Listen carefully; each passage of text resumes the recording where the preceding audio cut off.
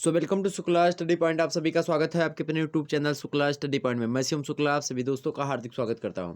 दोस्तों, जैसा कि आपको पता है कि प्रीवियस ईयर क्वेश्चन पेपर मैं आपके समक्ष ला रहा हूं, उसमें मैं प्रश्नों को दिखा रहा हूं कि आखिरकार जो है प्रीवियस ईयर में किस प्रकार से प्रश्न जो है पूछे गए थे, उन प्रश्नों को आपको दिखाने का प्रयास किया जाता रहा है। तो उसी श्रृंखला में मैं आज हाजिर हूँ लेकर के बीए तृतीय वर्ष पॉलिटिकल साइंस के पेपर 1 के अति महत्वपूर्ण प्रश्नों के बारे में आपको बताने का प्रयास करूंगा। और ये 2022, 23, 24 इन सभी परीक्षाओं के लिए इंपॉर्टेंट हो सकते हैं, तो आप सभी लोग फटाफट से वीडियो को लाइक और शेयर कर दीजिएगा। ठीक है। इसके बाद वाले 17 के 18 के 19 के जो प्रीवियस ईयर क्वेश्चन पेपर होंगे, वो एमए करियर यूट्यूब चैनल पर, अर्थात दूसरे अपने ही चैनल पर, आपका दूसरा चैनल है मेरा ही, तो उस पे आप देख सकते हैं जो है। और भी जैसे 17 वगैरह के मैं डाल दूंगा, तो आप उस चैनल को सब्सक्राइब कर लीजिएगा। तो पॉलिटिकल साइंस जो है पेपर 1 की, इसमें मैं वीडियोज़ को देखूंगा, मतलब कि क्वेश्चन को देखूंगा। इसमें मोस्ट इंपॉर्टेंट प्रश्न को समाहित किया गया। तो बीए तृतीय वर्ष राजनीति विज्ञान या राजनीति शास्त्र प्रीवियस ईयर क्वेश्चन पेपर 2016 का है ये। ओके, चलिए जो है पेपर 1 के बारे में बात करते हैं। पेपर 1 का नाम है आपके क्या, लोक प्रशासन के सिद्धांत। पेपर 1 का क्या नाम है भैया, लोक प्रशासन के सिद्धांत। तो लोक प्रशासन के सिद्धांत में हमको क्या पढ़ना होता है, ये समझ लेते हैं। बड़े ही आसानी से हम समझने का प्रयास करेंगे एक एक मुद्दे को, और आपको समझाने का भी प्रयास रहेगा हर एक चीज़ों को, मतलब कि हर एक चीज़ों को तो नहीं समझा पाएंगे यहाँ पर, लेकिन प्रश्नों को जरूर समझाने का प्रयास रहेगा। इसका उत्तर तो बताने के लिए अब आपको बड़ा समय चाहिए, लंबा वीडियो बनेगा, लगभग 2 घंटे। अगर चर्चा किया जाए तो 2 घंटे के वीडियो में आपको चर्चा कर सकते हैं।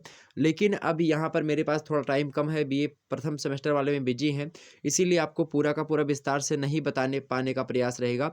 मैं आपको प्रश्नों को बता दूंगा कि हाँ ये प्रश्न करने हैं, तो इसमें क्या क्या प्रश्न में क्या पूछा गया था। उत्तर अभी नहीं बता पाऊंगा। उत्तर मैं जो है जल्द ही एक ही वीडियो में, लगभग महासंग्राम नाम से वीडियो लाऊंगा, उसमें मैं आपको, इसे प्रथम प्रश्न पत्र की महासंग्राम वीडियो आ गई, उसमें एक ही वीडियो में आपके पूरे के पूरे सिलेबस को कवर करने का प्रयास रहेगा। उसमें इन प्रश्नों के उत्तर आपको मिल जाएंगे, बहुत सारे प्रश्नों के। ओके, तो आप लोग परेशान मत होइएगा और वो महासंग्राम वाली वीडियो देख लीजिएगा, और बाकी आप लोग इन प्रश्नों को हल करने का प्रयास करें अगर आपके जो है सीरीज वगैरह में मिलते हैं तो।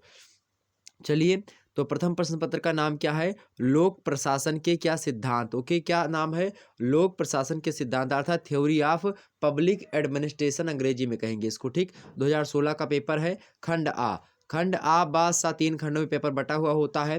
खंड आ से बात करते हैं तो अति लघु उत्तरीय प्रश्न, और खंड बा से लघु उत्तरीय, और खंड सा से दीर्घ उत्तरीय प्रश्न पूछे जाने हैं। यहाँ पर नोट में देखेंगे सभी प्रश्नों के उत्तर देना था आपको। प्रत्येक प्रश्न के उत्तर आपको 50 शब्दों में लिखने थे, इसके किसके, खंड आ के। ओके, ध्यान रखेंगे। पहला प्रश्न आपके समक्ष जो है अति लघु उत्तरीय टाइप का प्रश्न, मोस्ट इंपोर्टेंट प्रश्न है, लगातार परीक्षा में बनता है। प्रश्न क्या है कि लोक प्रशासन और निजी प्रशासन में 2 अंतर बताइए।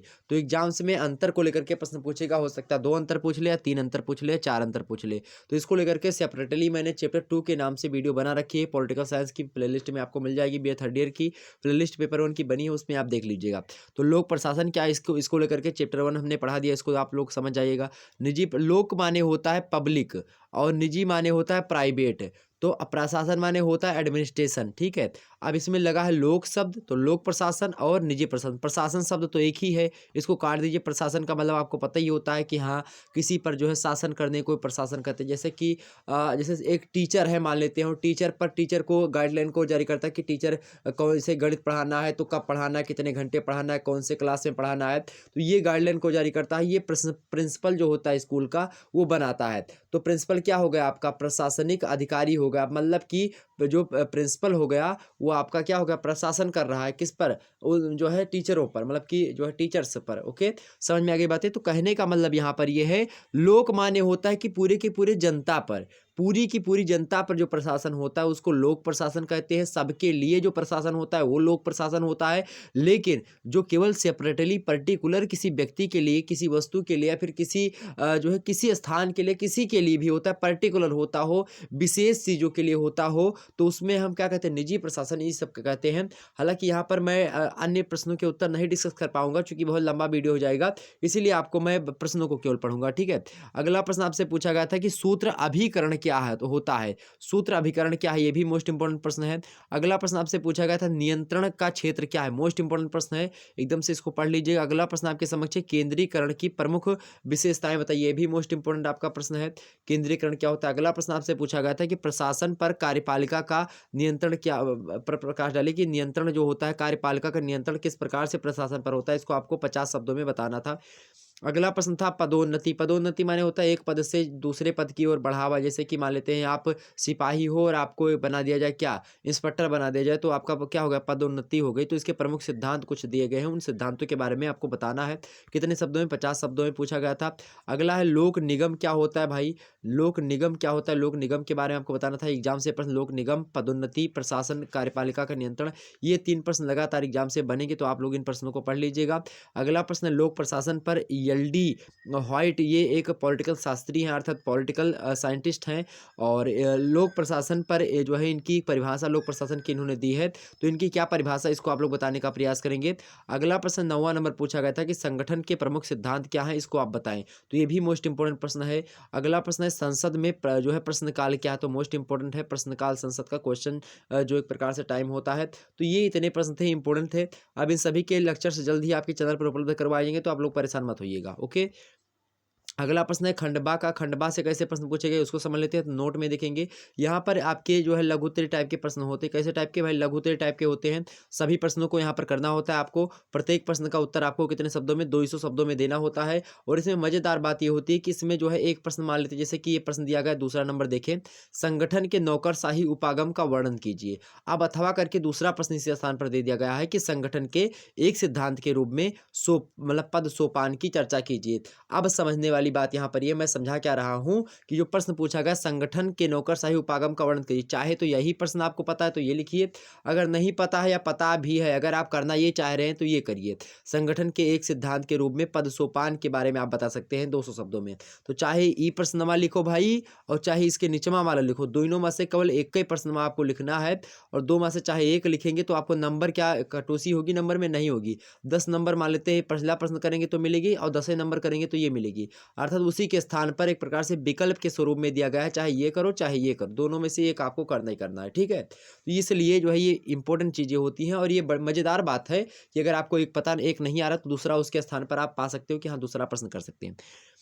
अगला प्रश्न आपके सामने पूछा गया था कि लोक प्रशासन एक कला है, यह एक कथन है, और इस कथन की आपको क्या करनी है, व्याख्या करनी है। कितने शब्दों में, 200 शब्दों में।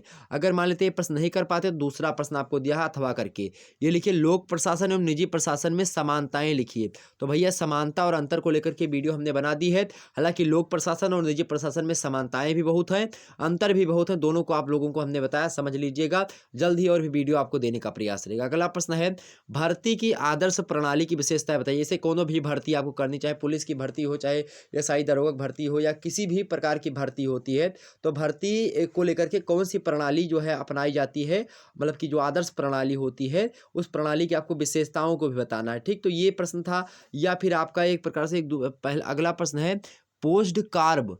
पोस्ट कॉर्ब जो कि एक प्रकार से एक सिद्धांत है और किसी विद्वान ने दिया है। इसको हमने जो है चैप्टर 1 में जो है पोस्ट कॉर्ब विधि को हमने विस्तार से समझा दिया। इसकी फुल फॉर्म वगैरह बता करके खूब विस्तार से लोक प्रशासन से संबंधित ही है, इसको हमने समझा दिया, तो आप लोग देख लीजिएगा, वीडियो में पड़ा हुआ है। अगला प्रश्न देख लेते हैं। 5वां नंबर प्रश्न आपसे पूछा गया था कि आधुनिक राज्यों में लोक प्रशासन की भूमिका बताइए। क्या आधुनिक राज्य मतलब जो मॉडर्न स्टेट है उनमें लोक प्रशासन की क्या भूमिका है, इसको आप बताएं। अगर नहीं बता सकते तो दूसरा प्रश्न दिया गया था कि लोक प्रशासन के प्रकृति की विवेचना कीजिए, अर्थात नेचर ऑफ पब्लिक एडमिनिस्ट्रेशन के बारे में आपको बताना था।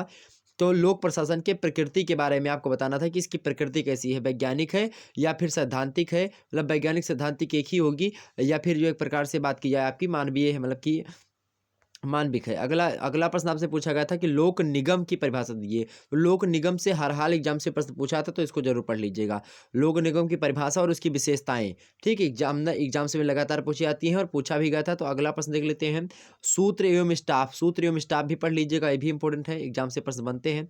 सूत्र एवं स्टाफ अभिकरण का अर्थ, अंतर और कार्यप्रणाली का जो है उल्लेख कीजिए। सबसे पहले क्या डालेंगे, सूत्र का अर्थ लिखेंगे आप, स्टाफ का अर्थ लिखेंगे, सूत्र एवं स्टाफ का अर्थ लिखेंगे।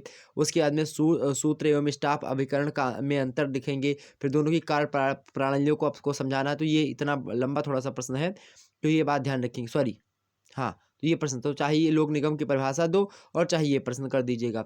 अब बात कर लेते हैं खंडसा जो है, जिसमें खंडसा से जो प्रश्न पूछे जाएँगे वो दीर्घ-उत्तरीय टाइप के प्रश्न होते हैं और दीर्घ-उत्तरीय टाइप के प्रश्नों को आपको 500 शब्दों में लिखना होता है और किन्हीं 2 प्रश्नों के उत्तर आपको यहाँ पर देने होते हैं। दीर्घ-उत्तरीय टाइप के प्रश्नों को प्रत्येक प्रश्न का उत्तर 5 शब्दों में लिखना होता है और द्वितीय प्रश्न करने हैं और दिया कितना है 5 प्रश्न दिए हैं। इन 5 प्रश्नों में से 2 प्रश्न ही आपको छाँट करके करने हैं, चाहे जो 2 आपको पता हो। ओके, देखते हैं। पहला 17वां नंबर प्रश्न दिया गया है और दीर्घोत्तरीय टाइप का प्रश्न का पहला प्रश्न कि लोक प्रशासन की परिभाषा एवं इसके क्षेत्र की क्या करें विवेचना कीजिए। लोक प्रशासन की परिभाषा एवं उसके क्षेत्र की विवेचना कीजिए, मोस्ट इंपोर्टेंट प्रश्न है। अगला प्रश्न एक प्रश्न ये 17वां नंबर प्रश्न है, ये लगातार बनता है। अगर ये आपने पढ़ लिया लोक प्रशासन की परिभाषा और उसका विषय क्षेत्र वगैरह समझ लिया तो आप समझिए कि आपका 15 नंबर जो है एकदम से फिक्स हो गया, कोई काट नहीं सकता। अगला प्रश्न न्यायपालिका किस प्रकार प्रशासन पर अपना नियंत्रण रखती है, तो ये भी मोस्ट इंपॉर्टेंट है। अब लोक प्रशासन में न्यायपालिका, कार्यपालिका और व्यवस्थापिका, इन तीनों की एक प्रकार से क्या होती है, भूमिका होती है। तो इन तीनों की भूमिका के बारे में भी आपको समझना पड़ेगा। अगला प्रश्न आपका 9वां नंबर कि नौकरशाही के गुण बताएं और दोष भी बताएं। तो इन दोनों की विवेचना आपको करनी कितने शब्दों में, 500 शब्दों में आपको बताना है। नौकरशाही और के बारे में प्रश्न एग्जाम से में लगातार बनते हैं, तो एक प्रश्न लगभग आपको 5 नंबर, अगर नौकरशाही आपने पढ़ लिया तो 5 नंबर आपको हर हाल में एवरेज आपको मिलेगा, चाहे अति लघु उत्तरीय में प्रश्न पूछा जाए, चाहे लघु उत्तरीय में, चाहे दीर्घ उत्तरीय में। एक प्रश्न जरूर आता है नौकरशाही से, यह बात कंठस्थ कर लीजिएगा। अगला प्रश्न है भारत में बजट संबंधी प्रक्रिया की व्याख्या कीजिए। यह भी बढ़िया प्रश्न है, एग्जाम से बन सकता है।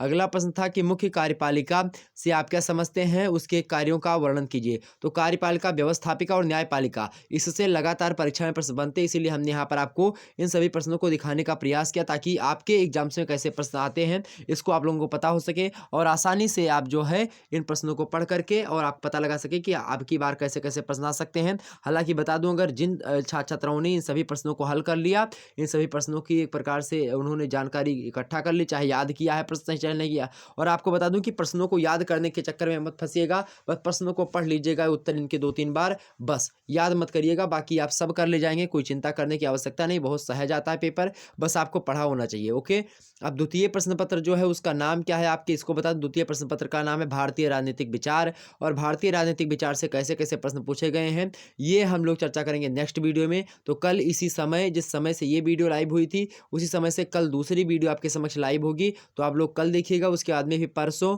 आपकी जो है मतलब कि अगले कल मतलब कि जो परसों भी आएगी वीडियो आपकी, वो इसके जो है पेपर 3 को लेकर के आएगी। और पेपर 3 का जो नाम है आपके, वो बता दूं आपको, पेपर 3 का नाम है मेरे प्यारे दोस्तों, क्या नाम है पेपर 3 का?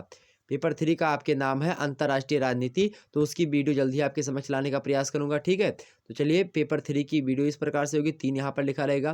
पेपर 2 वाली का थंबनेल इस प्रकार से होगा, तो आप लोग देख लीजिएगा।